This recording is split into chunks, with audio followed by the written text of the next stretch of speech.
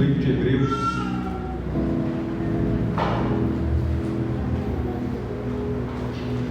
Hebreus, no capítulo 12.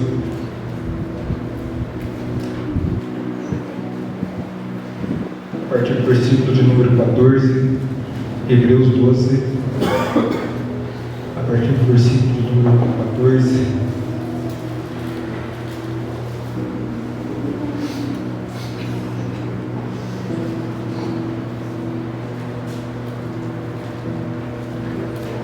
Exortação à paz e à pureza. Em alguma outra versão que está escrito assim: exortação à paz e à santidade. Segui a paz com todos e a santificação, sem a qual ninguém verá o Senhor. Atentando diligentemente para que ou porque ninguém seja faltoso, separando-se da graça de Deus, nem haja alguma raiz de amargura que brotando vos perturbe, e por meio dela muitos serão contaminados. Nem haja algum impuro ou profano, como foi Esaú, o qual, por um repasto, vendeu o seu direito de primogenitura. Pois sabeis também que, posteriormente, querendo herdar a bênção, foi rejeitado, porque não achou lugar de arrependimento, embora com lágrimas o tivesse buscado. Vamos fechar nossos olhos um pouquinho. Pai, nós te agradecemos, meu Deus, pelo momento de louvor que tivemos aqui, um momento abençoado. Sentimos a tua presença aqui, Deus, no nome de Jesus. Mas agora nós pedimos ao Senhor também, ó Pai, que a tua presença continue no nosso meio, ministrando a tua palavra no nosso coração, a nossa mente, Deus, gerando conversão, gerando perdão de pecado, gerando mudança de vida no nome de Jesus. Nos abençoa, Deus, nessa hora, no nome de Jesus, para a glória de Jesus. Amém. Hoje é domingo, 13 de novembro, nós estamos aí há 1 mês e meio de terminar o ano, e eu gosto muito das datas, meus irmãos, eu gosto muito de história, eu tenho facilidade de guardar data, principalmente acontecimento familiar, eu gosto muito de coisa que envolve data. E estava pensando, né, essa semana, né, a gente está saindo do período das eleições, aí agora no domingo que vem vai começar a Copa do Mundo, e já terminando a Copa do Mundo, em seguida já tem o Natal, daqui a pouco o Ano Novo, e aí começa, né, se Deus quiser, 2023. Essa semana, na terça-feira, né, à tarde, a gente estava numa reunião, de repente com aquela chuva de pedra, né, todos nós passamos por ela aqui, né, pelo menos alguns de nós aí, estavam aqui com a pesca, né, e eu pensando, nossa, olha aí, Deus permite algumas coisas que a gente não entende o porquê, nem para quê. Nós estávamos cantando aqui, né, que tudo que existe, né, que foi Deus que criou, todo ser, né?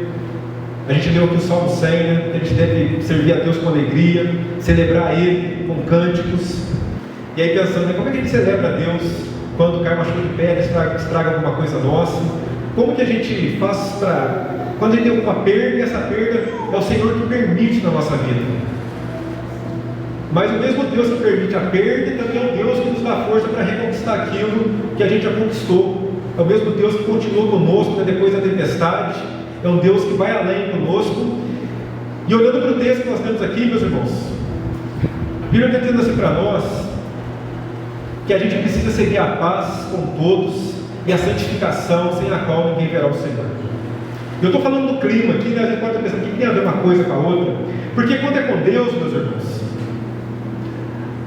a gente fica bravo, mas a gente tem uma tendência de querer perdoar Deus, né? Mas na hora de ficar bravo, fica nervoso, né? Irritado, o que aconteceu? Eu perdi isso, eu perdi aquilo, amassou meu carro, estava com plantação de café, enfim, aconteceu muita coisa aí, né? A pessoa ela ficou com a casa destelhada e tal, mas a gente supera essas coisas são superáveis.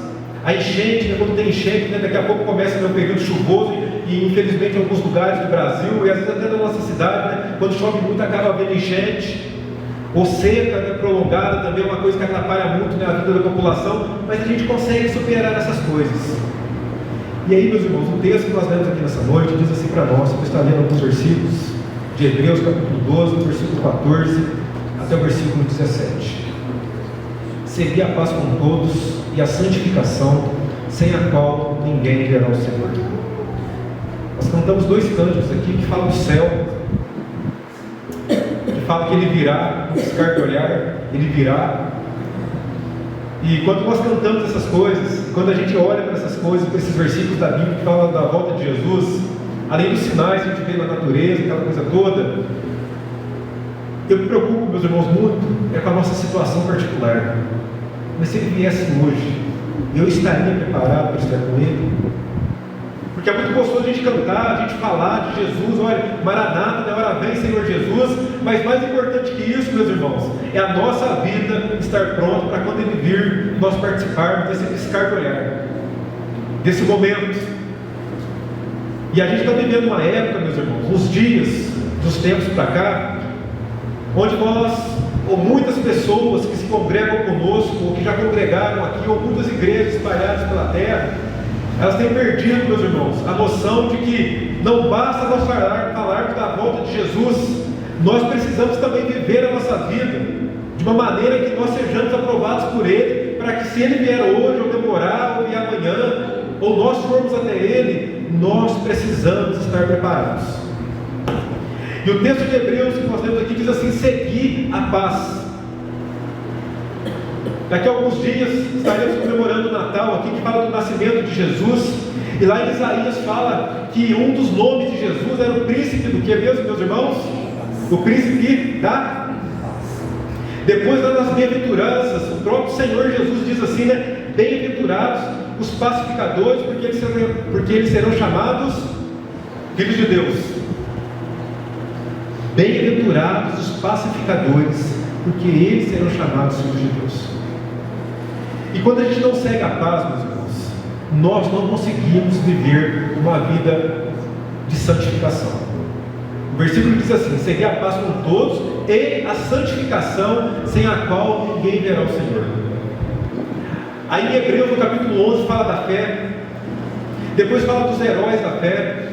Fala o que é fé. Hebreus, no capítulo 11, versículo 6. O livro de Hebreus fala que Cristo é superior aos anjos. Lá no capítulo 1, 2 e 3 fala sobre essas coisas. Hebreus também fala assim, né, nesse livro é muito interessante, esse mês nós estamos lendo o livro de Hebreus, e fala também depois que depois que a gente morrer, não tem chance de uma segunda vida, a não ser a vida eterna, não tem como a gente voltar, não tem como a gente ser perdoado novamente. E chega aqui nesse capítulo, né, o escritor desse livro ele diz assim: vocês precisam seguir a paz e a santificação, sem a qual ninguém verá o Senhor. Mas o interessante é que a paz, ela vem antes da santificação, porque a gente entende por santificação que somos pessoas separadas. Santificação é alguém que se separou para Deus, é alguém que tem a unção do Senhor, é alguém que está na igreja, é alguém que lê a Bíblia, que participa do ministério, que evangeliza, que canta, que ora, que prega, que faz muita coisa. São pessoas santificadas. Mas somos pacificadores, meus irmãos.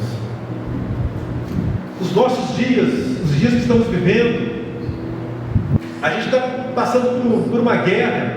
E quando eu estou falando de guerra agora, meus irmãos, não é a guerra da política, da camiseta amarela, a guerra da esquerda, da direita, não é disso que eu estou dizendo não, meus irmãos. Isso é coisa da vida nossa aqui. Eu estou falando, meus irmãos, que muitos de nós temos perdido a paz e essa santificação, porque a gente acha que as coisas que nós vivemos aqui são mais importantes que as coisas do reino de Deus. Depois o versículo 15 diz assim: atentando diligentemente, com cuidado, para que não haja nenhum faltoso, separando-se da graça de Deus, e nem haja nenhuma raiz do que mesmo, meus irmãos? De amargura, que brotando vos perturbe, e por meio dela muitos serão contaminados. Antigamente, quando a gente tinha dor de cabeça, eu falo antigamente porque eu cheguei a tomar esse chá. A gente tomava chá de boldo, amargo, ruim. Hoje nem vende mais, nem tem mais essas coisas. A gente compra Ecocler, não é isso? Vai lá na farmácia, compra Ecocler, esses chás aí. Giló, comida amarga, eu gosto de giló. Giló com bico de fígado, de cebola, delícia.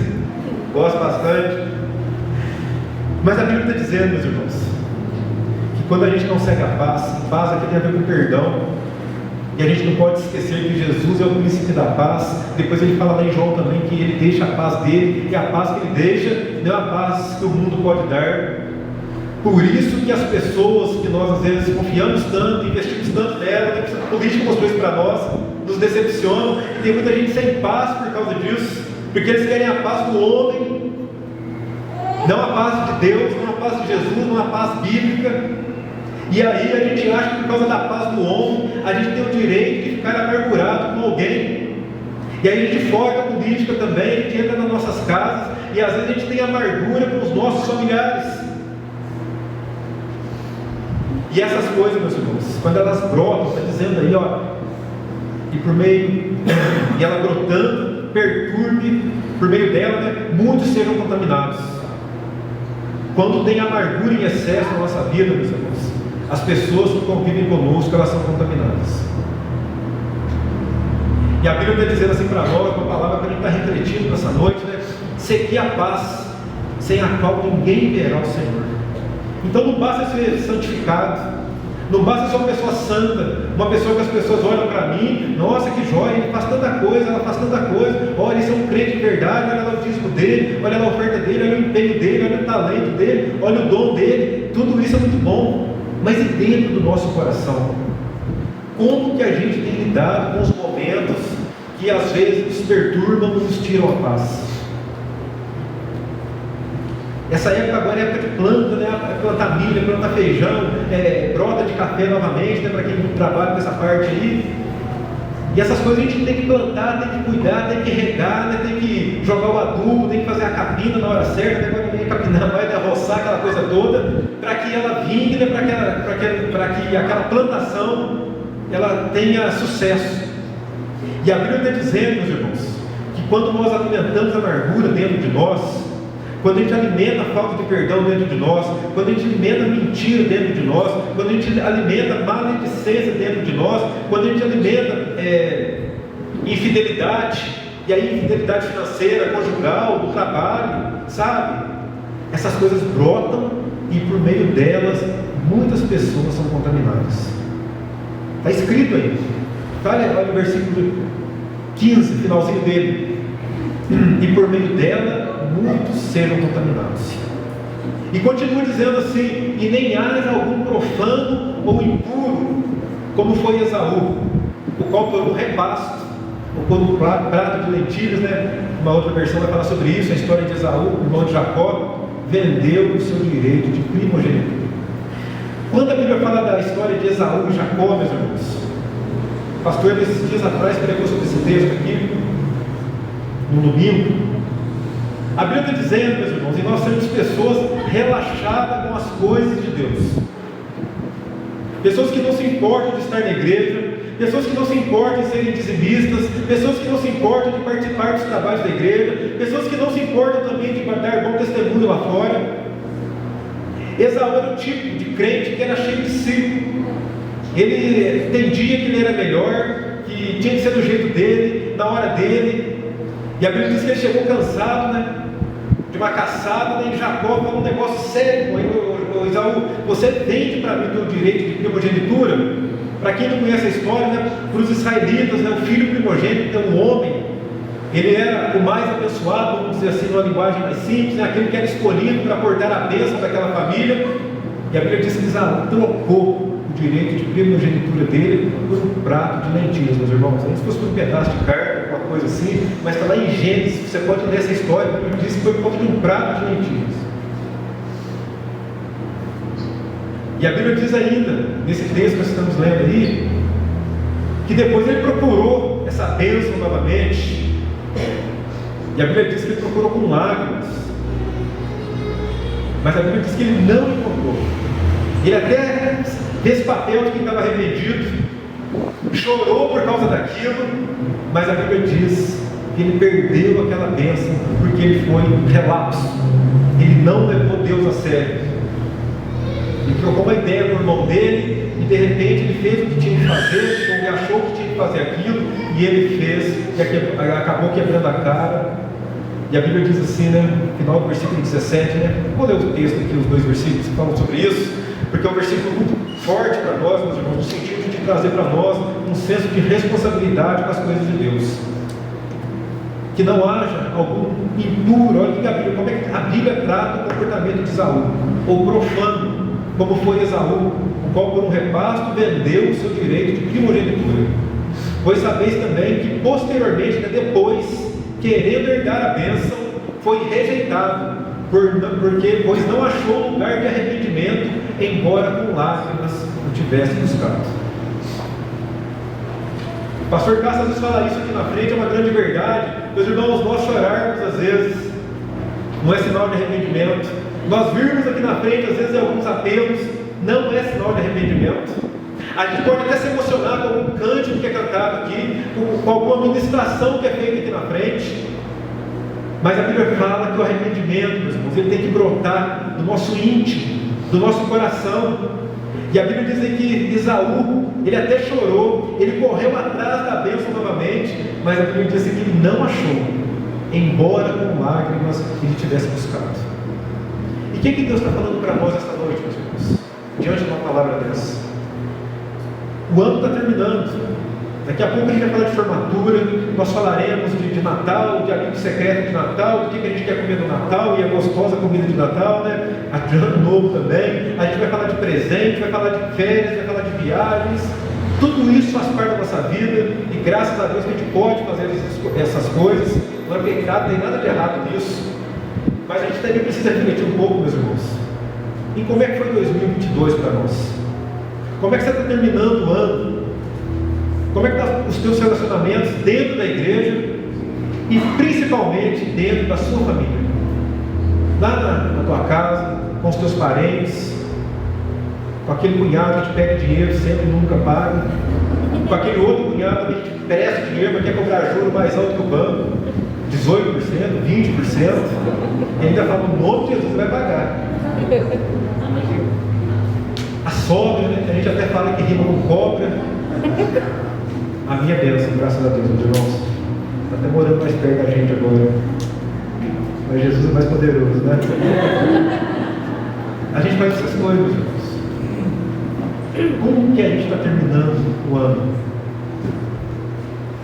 E essa paz que a Bíblia está dizendo aqui, falando um pouco lá da eleição, passou, acabou a eleição, não deu o que muitos queriam, talvez deu o que outros queriam, mas por causa disso eu vou perder a minha paz, meus irmãos. Eu vou ser uma pessoa amargurada. E a Bíblia está falando para nós não sermos assim. Está dizendo, olha, não seja assim por causa de amargura, porque essa amargura vai te contaminar, vai te perturbar. Às vezes as razões das nossas doenças emocionais, meus irmãos, são essas coisas de amargura. E a gente até recebe oração, até recebe unção, até ouve palavra, mas parece que entra mês a mês, a perturbação continua do mesmo jeito, e a gente não dorme direito, e a gente dentro da situação, a gente vive a situação de novo, e a gente vive, sabe, com aquela situação parece que em volta de nós todo dia, toda hora. Assim é a vida de uma pessoa perturbada. Quando a gente fala de pessoas perturbadas mentalmente, as pessoas estão loucas, a gente fica falando, está perturbado, como é que ele fez isso? Como é que ela fez aquilo? Por que ele fez isso? Ou por que ele deixou de fazer aquilo? Só pode estar louco. A gente não usa esses termos, não usa. É o que a Bíblia está dizendo assim, ó. Versículo 15 novamente. Brotando vos perturbe, e por meio dela muitos serão contaminados. Eu não lembro do versículo agora, meus irmãos, mas num outro momento na escola dominical a gente fala sobre esse texto.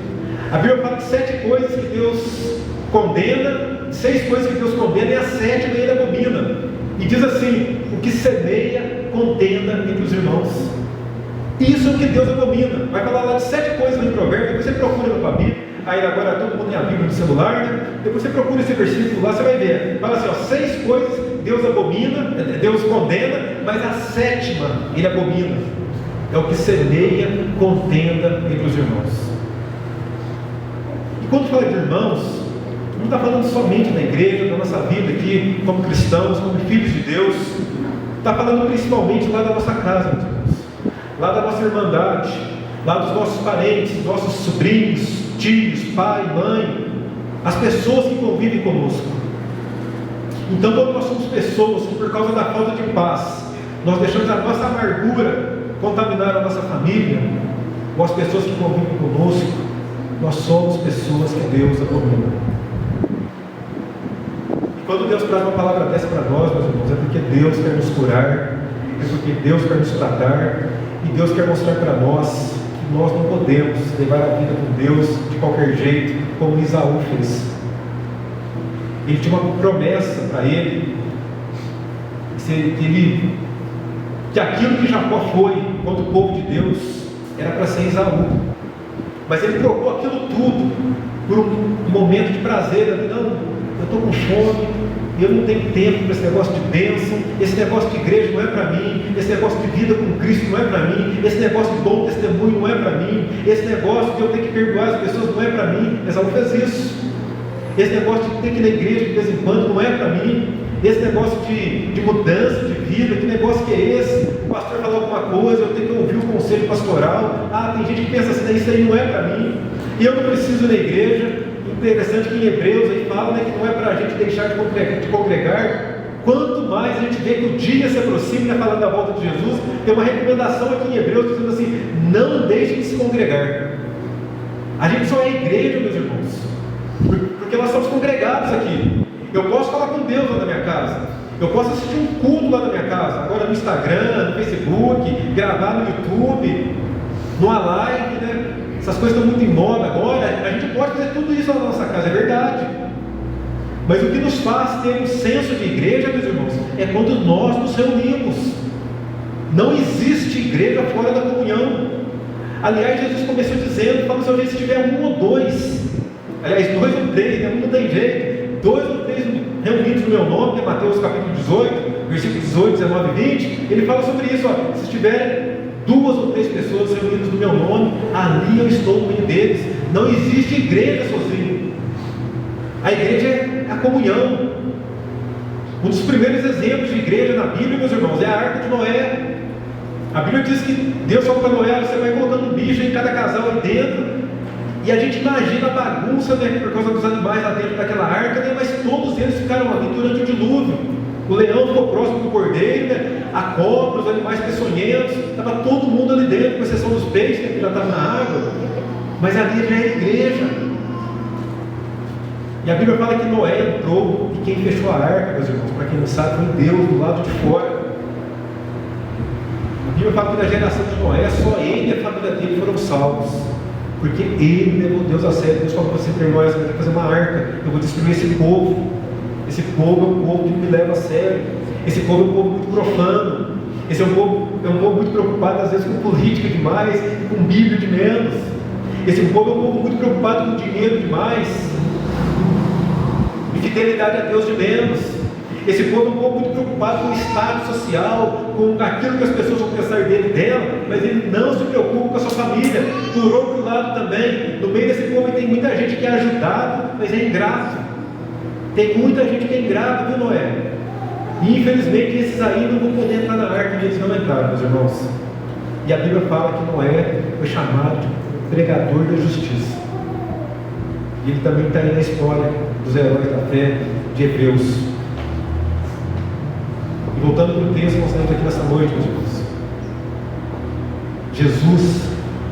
Jesus da paz, Jesus que traz a paz dele para nós, através da sua palavra, ele diz assim para mim e para você hoje: não percam a bênção, não percam aquilo de bom que eu tenho para você por causa de raiz de amargura, por causa de você ser uma pessoa amargurada.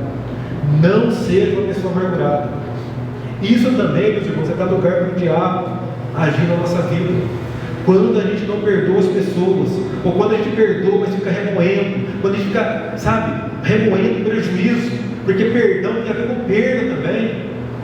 Às vezes a gente perde, às vezes a pessoa é ingrata com a gente, a pessoa pisa na bola com a gente, e a gente tem que acabar passando por cima daquilo. Mas eu sempre digo, meus irmãos, é melhor nós perdermos, mas estarmos do lado de Deus, do lado certo da história, do que ficarmos remoendo a amargura por causa de orgulho e de uma sensação de superioridade que é falsa. E isso aí contaminar nossa vida e nos fazer mal. Alguns psicólogos e médicos também dizem que alguns cânceres não são curados, meus irmãos. É por causa dessa amargura que as pessoas carregam na vida, por causa dessa raiva, por causa desse exagero.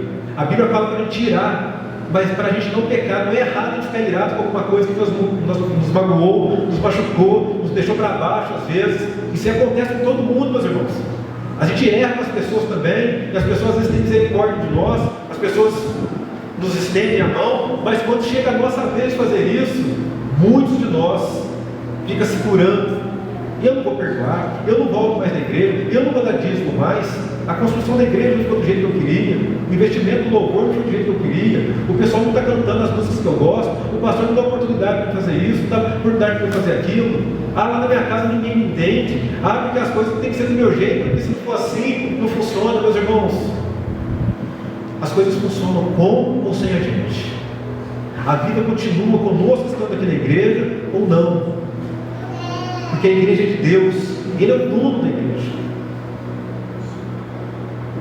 A Bíblia diz que as portas do inferno não prevalecem contra a igreja de Cristo. Nós não somos insubstituíveis, mas Deus conta comigo e com você porque Ele nos ama.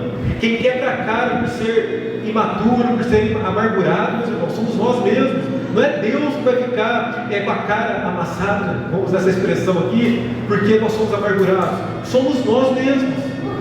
É nós que procuramos os problemas às vezes, e muitas vezes por causa do orgulho, a gente não procura o conserto que Deus tem para nós.